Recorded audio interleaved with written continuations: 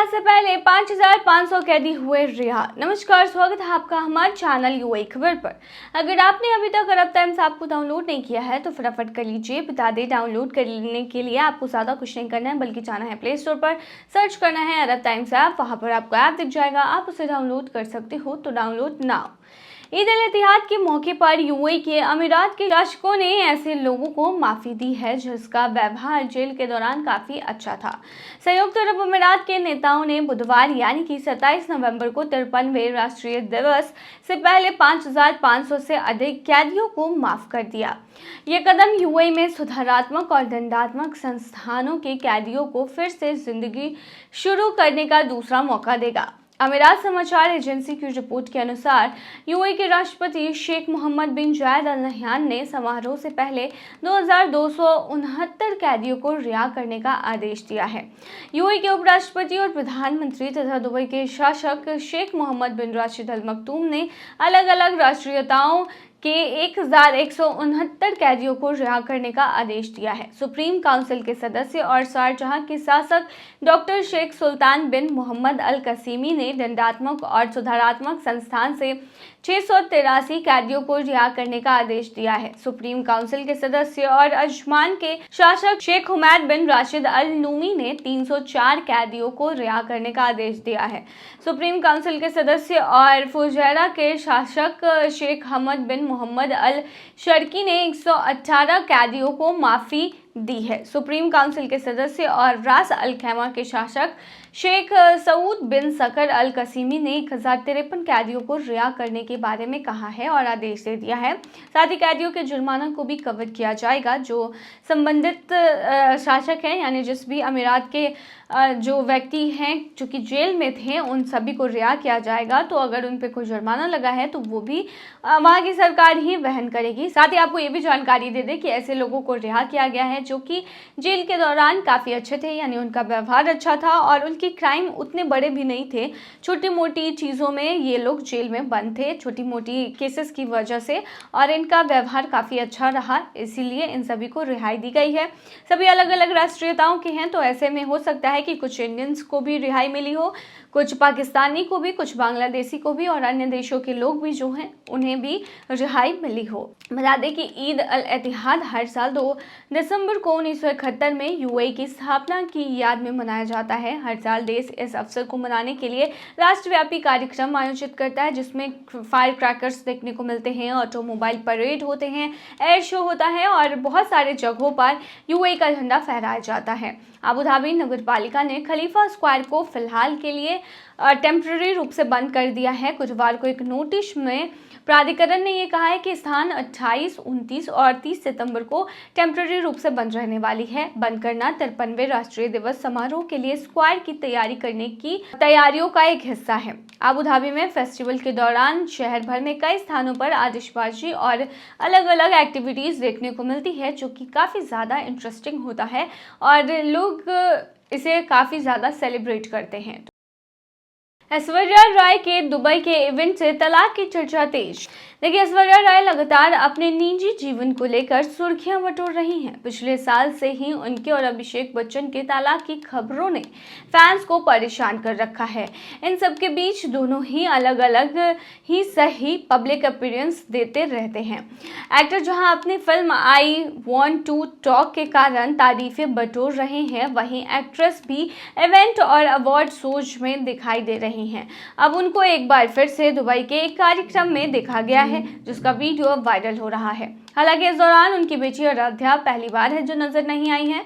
ऐश्वर्या राय ने global women's forum event में हिस्सा लिया, जो दुबई में हुआ। बुधवार 27 नवंबर को दुबई वुमेन एस्टेब्लिशमेंट ने अपने इंस्टाग्राम पर एक्ट्रेस का वीडियो इवेंट से शेयर किया, जहां वो दर्शकों से बात कर रही हैं और एक स्पीच दे रही हैं। अब इसे उनके फैंस क्लब ने भी पोस्ट किया है और लोग उन्हें देखकर उन पर प्यार लुटा रहे हैं। रेड हार्ट इमोजी और फायर इमोजी के जरिए फीलिंग्स को बयां कर रहे हैं। ऐश्वर्या राय ने इस इवेंट के लिए अपना हेयर स्टाइल चेंज किया है, साथ ही नीले रंग का गाउन पहना है जिसमें वो बेहद ही प्यारी लग रही थी। उनका स्मोकी आई मेकअप और लहराते बाल फैंस के दिलों पर छुरियां चला रहे हैं। हालांकि जहां उनकी बेटी आराध्या हर जगह उनके साथ दिखाई देती थी, वहीं वो यहां पर बिल्कुल भी दिखाई नहीं दी। इस इवेंट में एक्ट्रेस ने दृढ़ संकल्प, इनोवेशन और पार्टनरशिप के ऊपर बात की है। इससे पहले उन्होंने एक ब्रांड के तहत शुरू हुए मूवमेंट का भी प्रमोशन किया था। ऐश्वर्या राय के बारे में अभिषेक बच्चन ने हाल ही में इंटरव्यू में तारीफ की थी। कहा था कि वह अपनी पत्नी की वजह से ही फिल्में बना पाते हैं, क्योंकि ऐश्वर्या उनकी बेटी आराध्या का ख्याल रखती हैं और घर पर रहती हैं। लगातार तलाक की खबरों पर अमिताभ बच्चन ने भी सीधे तौर पर तो नहीं, लेकिन ये इशारा जरूर किया कि चीजें ठीक है, बिना जांचे परखे कुछ गलत ना बोले। हालांकि ऐश्वर्या राय जिस इवेंट में गई थी, उस इवेंट में उनका नाम जब स्क्रीन पर दिख रहा था तो वो ऐश्वर्या राय बच्चन ना होकर ऐश्वर्या राय दिखा रहा था, जिसके बाद फिर से एक बार तलाक की खबरों ने जोर पकड़ लिया है और लोगों का कहना है कि शायद अब ऐश्वर्या जो है वो अभिषेक बच्चन से डिवोर्स ले रही हैं और अब दोनों के रास्ते अलग होने वाले हैं। हालांकि इसमें कितनी सच्चाई है और आगे चलकर ऐश्वर्या का स्टेप क्या होता है, ये आने वाले दिनों में पता चलेगा। भारतीय इंजीनियर की चमचमाई किस्मत, ड्रॉ में जीते 8 करोड़ रुपए। संयुक्त अरब अमीरात में रहने वाले 34 वर्षीय भारतीय प्रवासी ने दुबई ड्यूटी फ्री के नए ड्रॉ में $1 मिलियन यानी कि लगभग 8 करोड़ रुपए की शानदार राशि जीती है। बुधवार 27 नवंबर को DTF ने दुबई अंतर्राष्ट्रीय हवाई अड्डे के कॉनकोर्स सी में मिलेनियम ड्रॉ और फाइनेस्ट सरप्राइज ड्रॉ का आयोजन किया। विजेता का नाम एलन टीजे है। वो मिलेनियर सीरीज 481 में टिकट नंबर 0487 के साथ विनर रहे हैं। उन्होंने टिकट शुक्रवार 8 नवंबर को दुबई अंतर्राष्ट्रीय हवाई अड्डे के टर्मिनल 2 पर से खरीदा था। विजेता जेबेल अली रिजॉर्ट एंड होटल में मुख्य इंजीनियर के रूप में काम करते हैं। टीजे पिछले 11 वर्षों से दुबई में रह रहे हैं। वे 3 वर्षों से नियमित रूप से दुबई ड्यूटी फ्री टिकट खरीद रहे हैं। आखिरकार जीत उनके हाथ लग गई। टीजे ने आवेदकों से कहा कि धन्यवाद दुबई ड्यूटी फ्री। टीजे ने DDF आयोजकों से कहा कि आपने मेरे जैसे कई लोगों को अपने जीवन को बेहतर बनाने का एक शानदार अवसर दिया है। टीजे 1999 में मिलेनियर शो के लॉन्च के बाद से DDF जैकपॉट जीतने वाले 240वें भारतीय हैं। नए DDF ड्रॉ के अन्य भारतीय विजेता 40 वर्षीय भारतीय प्रवासी प्रफुल्ल दिवाकर बने हैं, जो शारजाह में एक तेल और गैस कंपनी के लिए IT एप्लीकेशन मैनेजर है। उन्होंने दुबई DDF प्रमोशन में BMW R1250 आर मोटरसाइकिल जीती है।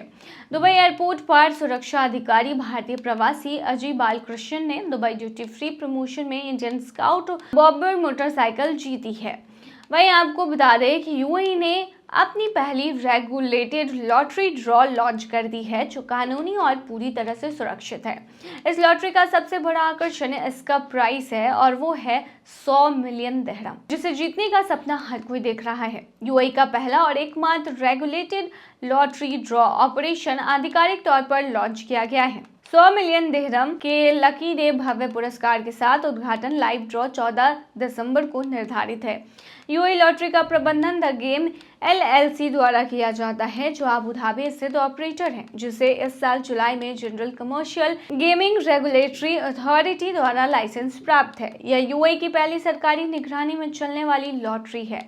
लॉटरी ड्रॉ में भाग लेने वाले प्रतिभागियों को 100 मिलियन दिरहम का बड़ा इनाम जीतने का मौका मिलेगा।